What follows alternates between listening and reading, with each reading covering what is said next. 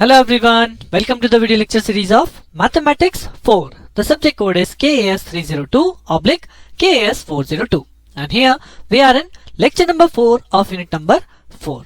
So in the previous lecture हमने इस unit का सबसे इम्पॉर्टेंट टॉपिक फिनिश किया, that is called Bayes theorem. तो बेस थ्योरम क्या है, स्टेटमेंट है या डायरेक्टली क्वेश्चन है कि किस तरह से हम एक इवेंट के खत्म होने के बाद दूसरे इवेंट के हैपनिंग होने की प्रोबेबिलिटी को कैलकुलेट करते हैं. Right, so it is a very important and I hope कि आपने इस लेक्चर को अच्छे से कवर अप कर लिया हो. नाउ अब अगर मैं इस यूनिट में आगे बात करूं, सो इस यूनिट के आगे में जो मेन टॉपिक्स हैं वो है हमारे डिस्ट्रीब्यूशन, जहां पे आपको 3 टाइप्स के डिस्ट्रीब्यूशन कवर करने हैं, बायनॉमियल, पॉइजन एंड नॉर्मल. या अगर मैं 2 कैटेगरी में क्लासिफाई करूं तो one is called discrete and one is called continuous distribution. So distribution पे जाने से पहले यहाँ पे डिस्ट्रीब्यूशन क्या है, क्या होता है, random variable, discrete random variable क्या है या कंटिन्यूअस रैंडम वेरिएबल क्या है और किस तरह से एक्चुअली हम प्रोबेबिलिटी डिस्ट्रीब्यूशन को शो करते हैं. And once we know the probability distribution, then we can calculate the value of mean and variance also. तो इन्हीं सब चीजों को जानने के लिए मैंने बेसिक लेक्चर्स यहाँ पे रखे हैं, तो हमें डिस्क्रीट रैंडम वेरिएबल के बारे में थोड़ी सी नॉलेज, अंडरस्टैंडिंग बन जाए. सो क्या है डिस्क्रीट रैंडम वेरिएबल, जानने के लिए अपना लेक्चर स्टार्ट करते हैं on discrete random variable. So discrete random variable. अब उससे पहले अगर मैं आपको बात बोलूं रैंडम वेरिएबल क्या है, सो रैंडम वेरिएबल का मतलब है अगर कोई इवेंट आपका हैपन हो रहा है, कोई भी ट्रायल परफॉर्म किया जा रहा है, उसमें कोई भी इवेंट है, सो वहां पे रैंडम वेरिएबल मतलब कोई भी एक ऐसा वेरिएबल जो उस इवेंट से रिलेटेड यानी सैंपल स्पेस से कोई भी वैल्यू यहाँ पे ले सकता है, that is called the random variable. अब यहाँ पे डिस्क्रीट वर्ड लगा है और एक कंटिन्यूअस आप पढ़ेंगे. Basically random variable is divided into 2 category, one is called discrete and one is called continuous. So discrete random variable का मतलब क्या होगा, if you have the random variable value that is countable in nature.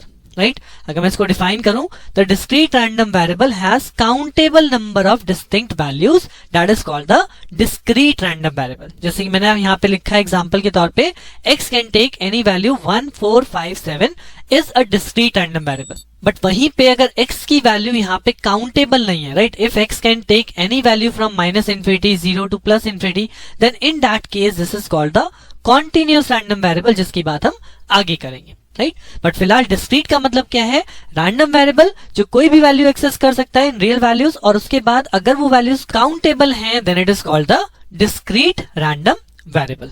Right, अब जब आपको एक random variable पता चल गया तो यहाँ पे एक इंपॉर्टेंट कॉन्सेप्ट बनता है, what is probability distribution and what is probability mass function.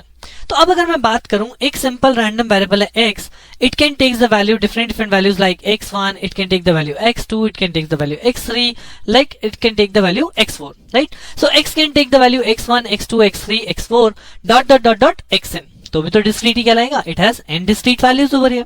और अगर इन्हीं x के लिए मैं आपको बोलूं calculate the probability, right, probability when x is equal to small x, right, probability calculate कीजिए p ऑफ कैपिटल x की. तो p ऑफ कैपिटल x का मतलब क्या है कि we are calculating when capital x is equal to, इसके according when capital x is equal to x1, इसके according when capital x is equal to x2. So ये प्रोबेबिलिटी किसके बराबर होगी, ये प्रोबेबिलिटी बराबर होगी probability of x1, this is equal to probability of x2. तो यहाँ पे बोला था प्रोबेबिलिटी मास फंक्शन. जी हाँ, probability of random variable x is equal to small x is given by simply p of x, यानी probability of happening of that particular event x. Right, so this is called the probability mass function, in short PMF. Right, और इस PMF को यानी अगर इस values को हम एक टेबल में रिप्रेजेंट कर रहे हैं लाइक दिस, कि we have defined all the possible values of x and we have defined the probability for every value of x, then this particular table is called probability distribution.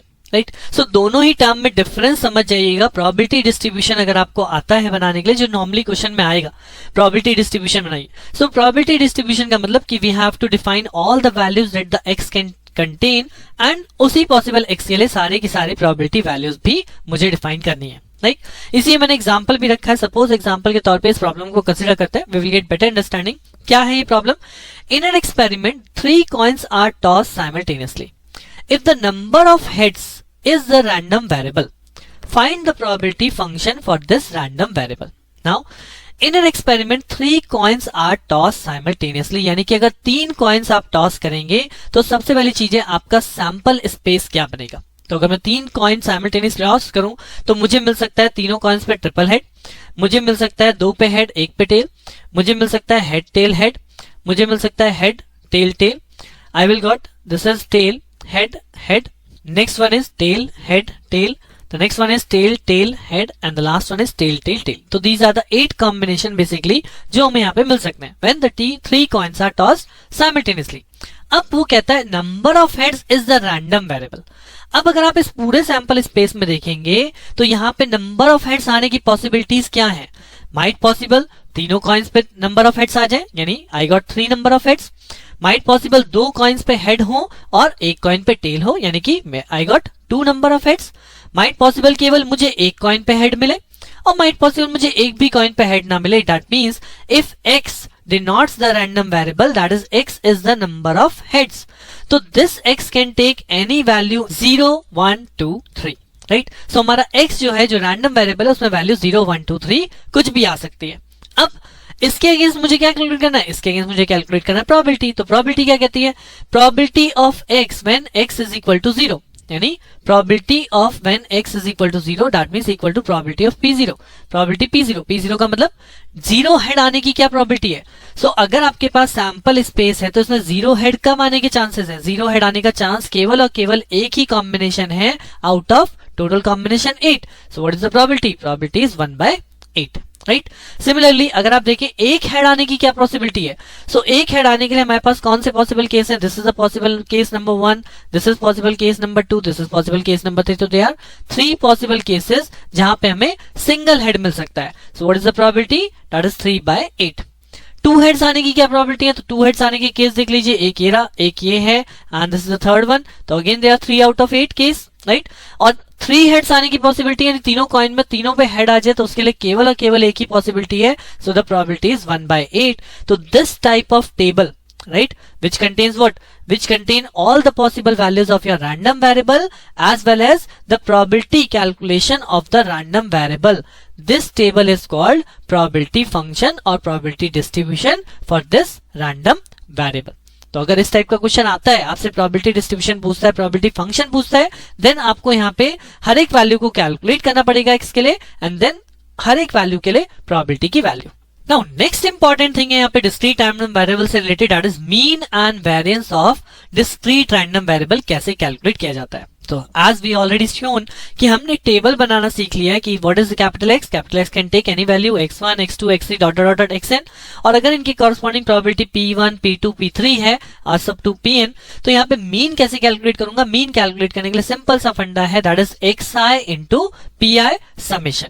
यानी कि this x multiply by its probability, this x multiply by probability, this x multiply by probability, add on कर दीजिए, we got the mean value and mean value is denoted by mu. Also यहाँ पे एक चीज और याद रखिएगा, आपके लिए यहाँ पे नई चीज दे रहा हूं, that is it is this mean is also called expected value. इसे हम कैपिटल E और कैपिटल X से भी नोट करते हैं. That means expected value of random variable X, that is nothing but the mean. और वेरिएंस क्या होता है. Variance sigma square is calculate by summation probability की value pi multiply by x minus mu whole square, xi minus mu whole square. तो जो भी आपके पास xi है उसमें से म्यू को माइनस करेंगे, स्क्वायर करेंगे, प्रोबेबिलिटी मल्टीप्लाई करेंगे, then we get the variance. और वेरिएंस का अंडर रूट क्या होता है, that is standard deviation. So once you make the table, right, जैसे हमने लास्ट क्वेश्चन में किया, अगर हमने यहाँ टेबल बना लिया देन मैं इजिली मीन और वेरिएंस कैलकुलेट कर सकता हूँ. अदरवाइज यहाँ पे 2 मार्क्स का क्वेश्चन बन जाता है शॉर्ट टाइप कि आपको टेबल मेंशन होती है क्वेश्चन में like this. Table is mention, x given है, px गिवन है, we have to calculate the standard deviation for the following discrete distribution. और स्टैंडर्ड डेविएशन के लिए अगर आप फॉर्मूला देखें तो स्टैंडर्ड डेविएशन के लिए क्या चाहिए. स्टैंडर्ड डेविएशन मीन सिग्मा, और सिग्मा के लिए यानी कि मैं पहले सिग्मा स्क्वायर कैलकुलेट करूँ और सिग्मा स्क्वायर को कैलकुलेट करने के लिए I need probability and xi minus mu whole square by mu is what, mu is mean. तो अगर आपको स्टैंडर्ड डेविएशन या वेरिएंस पूछा जाता है सिग्मा स्क्वायर तो मुझे पहले म्यू कैलकुलेट करना ही पड़ेगा. और म्यू कैलकुलेट करने का मतलब है कि मुझे यहाँ पे एक कॉलम कंटेन करना पड़ेगा जिसमें क्या वैल्यू हो जाएगी, x इंटू px. तो इनकी मल्टीप्लाई कर दूं तो 8 into 1/8 that is 1, 12 into 1/6 2, 16 into 3/8 that become 6, 20 into 1/4 that become 5, 24 into 1/12 that become 2. और अगर आप इसे सम करेंगे तो 6 plus 3 9, 9 plus 5 14 plus 2 16. तो यहाँ पे आपकी म्यू की वैल्यू हो जाएगी 16 सिंपली. तो just write down the formula और you can make a simple this kind of table, right, कि आप एक x ले लीजिए, एक px क्वांटिटी ले लीजिए और उसके बाद x इंटू px का कॉलम दिखा दीजिए. तो यहाँ पे सम करेंगे, this some is nothing but the mu value. क्यों? क्योंकि यही टेबल फर्दर कैलकुलेशन करने के लिए इजी है। जब मुझे वेरिएंस कैलकुलेट करना है तो I need what, P of x यानी probability value multiply by summation, ये कहता है PI xi minus mu whole square. Now what is mu? Mu sigma, तो that means xi minus sigma whole square यानी 8 minus 16 whole square multiply by px, we got this value, right. So जैसे हम starts में करते हैं unit number 3 में भी हमने सीखा, अब यहाँ पे यूनिट नंबर 3 एक सिंपल स्टैटिस्टिक्स पोर्शन आ गया कि आपको ये वैल्यू कैलकुलेट करनी है, probability multiply by x minus mu whole square. तो सेम इस तरह से कैलकुलेट करते जाइए, like 12 minus 16 whole square multiply by probability, 16 minus 16 whole square यानी ये 0 हो जाएगा, 20 minus 16 whole square multiply by px and 24 minus 16 whole square multiply by this px, you will get the value. और जब मैं इनका समेशन कर दूंगा, this 20 represent what, that is sigma square. But question में क्या पूछा गया है? क्वेश्चन पूछा गया standard deviation. So what is standard deviation? Standard deviation is sigma, that is under root of 20, right. So दोनों कैटेगरी के क्वेश्चंस अवेलेबल हैं, आपको दोनों में से कोई भी क्वेश्चन पुटअप हो सकता है। आइदर टेबल गिवन है, you will calculate the mean and the variance simply in 2 marks question, और ये भी सिंपल एक 2 मार्क्स का ही क्वेश्चन है जहां पे आप लोगों ने प्रोबेबिलिटी डिस्ट्रीब्यूशन कैलकुलेट किया है, राइट। अब अगर मैं इन दोनों ही वैल्यूज को एक साथ मर्ज कर दूं, right, this is the type of question. An urn contains 4 white and 3 red balls. 3 balls are drawn with replacement from this urn, right? तो मेरे पास एक urn हो गया, उस urn के अंदर मेरे पास है 4 white and 3 red balls, और वो कहता है 3 red balls मुझे यहाँ पे ड्रॉ करना है, 3 red ball बाहर निकालनी है with replacement. With replacement का मतलब कि हम एक बार बाहर निकालेंगे, फिर वापस रिप्लेस कर देंगे, फिर बाहर निकालेंगे, फिर रिप्लेस कर देंगे, ये प्रोसेस चलेगा, that is called with replacement. Then question कहता है find mu sigma square and sigma for the number of red ball drawn. यानी कि अगर मुझे म्यू सिग्मा स्क्वायर सिग्मा चाहिए तो दैट मींस मुझे क्या चाहिए? मुझे चाहिए पहले table, what is the random variable possible values and the corresponding probabilities, right. और यहाँ पे रैंडम वेरिएबल किसको सिलेक्ट करने के लिए बोल रहा है? For the number of red balls drawn. यानी कि अगर आप 3 बॉल इस बैग में से, अर्न में से आप बाहर निकाल रहे हो, तो उन तीनों बॉल के रेड बॉल होना is my success, is my random variable. So अगर मैं कहता हूं कि मेरा रैंडम वेरिएबल x है जो कि आपके रेड बॉल को शो कर रहा है, सो माइट पॉसिबल, अब ये कौन कौन सी वैल्यू ले सकता है? तो कौन कौन सी ले सकता है? जब आपने इस बैग में से 3 बॉल बाहर निकाली तो might possible they 3 are of white balls, right. तो एक भी रेड बॉल ना है, करेक्ट। या आपके पास जब आपने 3 रेड बॉल बाहर निकाली, मतलब 3 बॉल्स हमने बाहर निकाली, उनमें से 2 व्हाइट हो जाए, 1 रेड हो जाए, तो 1 रेड हो सकती है, या 1 व्हाइट हो जाए, 2 रेड हो जाए, और या फिर तीनों की तीनों रेड हो जाए। यही पॉसिबल कॉम्बिनेशन मेरे पास हो सकते हैं, मतलब पॉसिबल कॉम्बिनेशन से sense possible number of red balls जो हमारे इस क्वेश्चन में बन सकते हैं, राइट। तो ये आपको क्वेश्चन में देखना होगा कि वो कौन सी वेरिएबल को, कौन से इवेंट को रैंडम वेरिएबल असाइन करने को बोल रहा है। तो यहाँ पे रैंडम वेरिएबल कौन है? Number of red ball drawn.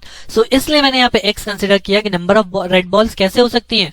3 ball आप बाहर निकाल रहे हो, 0 रेड हो सकती है, 1 रेड हो सकती है, 2 रेड हो सकती है, या तीनों की तीनों रेड हो सकती है। Now the second turn is what is the probability, right, when 0 red ball drawn from this earn.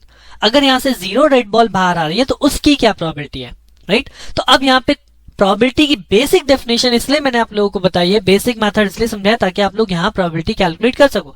So probability क्या कहती है कि number of favourable outcome divide by total number of outcomes. तो अगर मैं टोटल आउटकम्स की बात करूं तो देयर आर 7 बॉल्स, और 7 में से अगर 3 बाहर निकालना तो टोटल आउटकम बिकम 7c3, और अगर आप 7c3 को सॉल्व करेंगे 765 divide by 321, you will always get 35, right. तो ये हो गया हमारा टोटल नंबर ऑफ आउटकम्स। अब पहला केस क्या कहते हैं? अगर हम कहते हैं 0 रेड बॉल्स, यानी कि मेरे पास फेवरेबल केस में क्या है? 0 रेड बॉल, तो तीनों की तीनों बॉल कौन सी हो गई? व्हाइट हो गई ना। सो यानी यहाँ पे ऊपर फेवरेबल केस क्या बन जाएगा? फेवरेबल केस बन जाएगा 4c3, क्योंकि व्हाइट बॉल्स आएंगे ना, 3 बॉल की तो प्रोबेबिलिटी रखनी है, बट रेड उसमें से एक भी नहीं है। So answer is 4c3। अब अगर 4c3 को सॉल्व करूं सो I will get 4 into 3 into 2 divided by 3 into 2 into 1, that means 4. So 4 by 33. This 4 by 33 is the value when the red balls drawn is 0. Right? तीनों की तीनों कौन सी ball आ गई? White ball आ गई। अब इसी तरह से अगर हम इसको देखें सेकेंड केस, जब रेड बॉल 1 है, तो अगर रेड बॉल 1 है आउट ऑफ 3, तो 3 बॉल बाहर निकालने के लिए फिर से वही रहेगा 7c3, that is answer 35, right. But अब की बार 1 रेड बॉल है तो बची हुई 2 बॉल कौन सी होंगी? बची हुई 2 बॉल हो जाएंगी व्हाइट, यानी 2 ball white and 1 ball red, this is the case. तो उसकी क्या फेवरेबल आउटकम होंगे?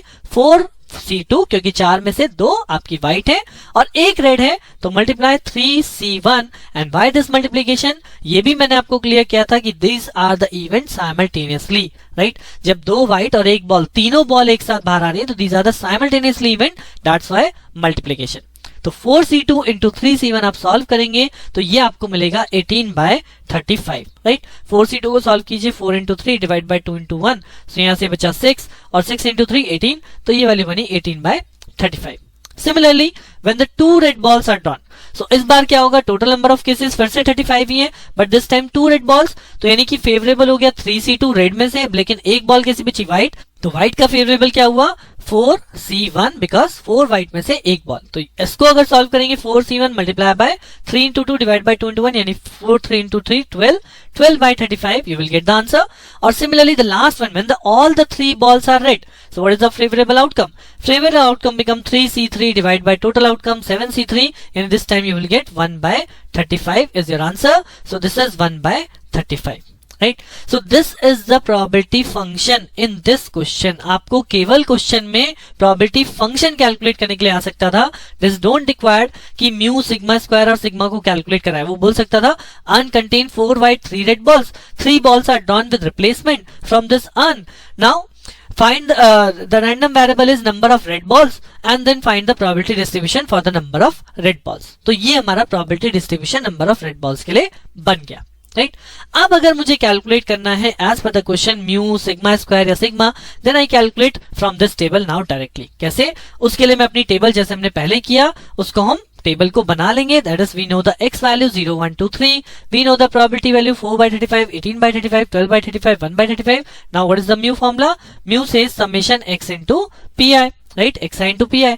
So this is x, this is p, multiply करते जाइए. कॉलम बना लिया हमने, 0 into this 0, 1 into this 2 into this 3 into this you will get 1.3 approximately, right? So यहाँ पे mean आपका हो गया 1.3. Once you get the mean value, then we can calculate the sigma square, that is summation probability value x minus xi minus mu whole square.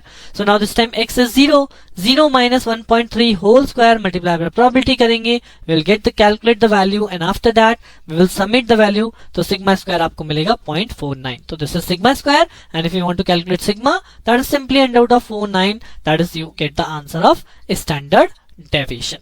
Right so question में अगर दोनों ही value जैसे इस क्वेश्चन में आई थी तो माइट पॉसिबल ये question आपका 10 मार्क्स के केस में पहुंच जाए, बिकॉज यहाँ पे आपको पहले प्रोबेबिलिटी डिस्ट्रीब्यूशन भी बनाना है, उसके बाद आपको मीन वेरिएंस और स्टैंडर्ड डेविएशन यानी सिग्मा कैलकुलेट करना है.